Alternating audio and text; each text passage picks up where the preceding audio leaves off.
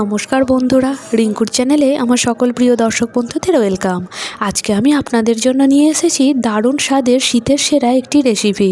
আমার আজকের রেসিপি শিম পোস্ত, যেটা নিরামিষ দিনে গরম গরম ভাতের সাথে খেতে ভীষণ ভালো লাগে। এই শিম পোস্ত বানানোর জন্য সাদা তিল এবং পোস্ত আগের দিন রাত থেকে ভিজিয়ে রেখে দিয়েছি। এগুলোকে সুন্দরভাবে একটা মিহি পেস্ট বানিয়ে দেব। আপনি যদি আমার চ্যানেলের নতুন দর্শক বন্ধু হয়ে থাকেন তাহলে প্লিজ আমার চ্যানেলটিকে সাবস্ক্রাইব করে পাশে থাকার অনুরোধ রইল। পুরো রান্নাটা খাঁটি সর্ষের তেলে বানাবো। কড়াতে দিয়ে দিলাম সর্ষের তেল। এবার তেলের মধ্যে ফোড়নের জন্য দিয়ে দিলাম একটা শুকনো লঙ্কা। এবার শিমটাকে বেশ লাল লাল করে ভেজে নেব। এই রান্নাটা খুবই সহজ, অল্প উপকরণে অল্প সময়ে চটজলদি তৈরি হয়ে যায়। আপনারা যে কোনো ব্যস্ততম দিনে এবং নিরামিষ দিনে এই রান্নাটা অনায়াসে করতে পারেন। স্বাদের জন্য দিয়ে দিলাম লবণ।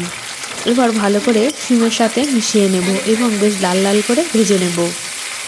আমার এই রেসিপিগুলো আপনাদের কেমন লাগছে অবশ্যই কমেন্টের মাধ্যমে আমাকে জানাতে ভুলবেন না। আপনাদের মূল্যবান মন্তব্য আমাকে নতুন নতুন ভিডিও করতে আগ্রহী করে তোলে। বেশ কিছুক্ষণ অর্থাৎ 4 থেকে 5 মিনিট নাড়াচাড়া করে নিয়েছি হাই ফ্লেমে। এবার ঢাকা চাপা দিয়ে দিলাম এবং গ্যাসের ফ্লেমটা কমিয়ে দিলাম। 5 মিনিট বাদ ফিরে আসছি। 5 মিনিট পর ফিরে এসেছি। যেহেতু এটা শীতকালীন শিম, তাই ভীষণই কচি, সেদ্ধ হতেও খুব একটা বেশি সময় লাগে না। আপনারা দেখেই বুঝতে পারছেন এতে বেশ লাল রং ধরতে শুরু করেছে, শিমগুলো ভাজা হয়ে গেছে। এই পর্যায়ে দিয়ে দিচ্ছি 1 চামচ সর্ষের জল, অর্থাৎ সর্ষেটাকে যে মিহি পেস্ট বানিয়েছিলাম সেই সর্ষেটা জলে ছেঁকে নিয়েছে। আর দিয়ে দিলাম পোস্ত। সর্ষেটা দিলাম ঝাঁঝের জন্য এবং পোস্তটা দিলাম সুন্দর ফ্লেভারের জন্য। এই অপূর্ব স্বাদের এই রান্নাটা আপনারা যদি এখনও বানিয়ে না থাকেন, আমার এই রেসিপি দেখে অবশ্যই একবার ট্রাই করুন। এবার সব কিছুকে নাড়াচাড়া করে 10 মিনিটের জন্য ঢেকে দিলাম।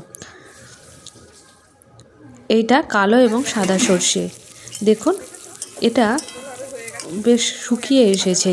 এবার নাড়াচাড়া করে নেব। আর দিয়ে দিচ্ছি ঝালের জন্য সামান্য একটু কাঁচা লঙ্কা। আপনারা যে যেমন ঝাল খাবেন সেই অনুযায়ী কাঁচা লঙ্কা ব্যবহার করবেন। আর যেহেতু এটা নিরামিষ রান্না এবং স্বাদের ব্যালেন্সের জন্য সামান্য পরিমাণে চিনি দিলাম, এবং চিনিটা যেহেতু সুন্দরভাবে তরকারির সাথে মিশে যায় সেই জন্য সামান্য একটুখানি জল দিলাম। এবার বেশ ভালোভাবে সব কিছুকে নাড়াচাড়া করে নেব এবং ভাজা ভাজা করে নেব। এই রান্নাটা ড্রাই খেতে ভালো লাগে। তৈরি হয়ে গেছে শিম পোস্ত। এবার আলাদা একটি পাত্রে নামিয়ে নিলাম এবং গরম গরম ভাতের সাথে পরিবেশন করব। আমার আজকের এই রেসিপি যদি আপনাদের ভালো লেগে থাকে অবশ্যই কমেন্টের মাধ্যমে আমাকে জানাবেন। ভালো লাগলে একটা লাইক দেবেন এবং আপনাদের প্রিয় বন্ধুবান্ধবদের সাথে এই রেসিপিটি শেয়ার করার অনুরোধ রইল। আর বন্ধুরা, আমার এই চ্যানেলটিকে বেশি বেশি করে শেয়ার করুন। আজ এ পর্যন্তই। আবার আপনাদের সাথে দেখা হবে অন্য একটি পর্বে, অন্য একটি নতুন ভিডিওর সাথে। সবাই ভালো থাকবেন। ধন্যবাদ।